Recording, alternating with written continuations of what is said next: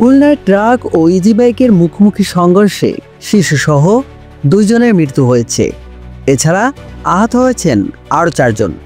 সোমবার সকালে খুলনার দারোগার ভিটা এলাকায় এই দুর্ঘটনা ঘটে।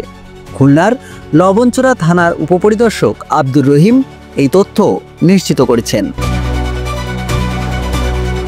পুলিশ ও স্থানীয়দের বরাতে জানা যায়, ইজি বাইকে করে বিয়ের অনুষ্ঠানে যোগ দিতে যাচ্ছিলেন যাত্রীরা।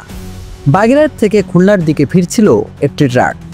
দারোগার ভিটা এলাকায় পৌঁছালে ট্রাকটির সঙ্গে মুখোমুখি সংঘর্ষ হয় ইজি বাইকটির। এতে ঘটনাস্থলে 2 জনের মৃত্যু হয়। এরা হলেন ইজি বাইক চালক রফিকুল ইসলাম ও যাত্রী তানজিম। নিহত তানজিমের বাড়ি চাঁদপুর জেলায়। এছাড়া আহত 4 জনকে খুলনা মেডিকেল কলেজ হাসপাতালে ভর্তি করা হয়েছে। নেয়ামুন নাকিব, বাঙালি নিউজ, খুলনা।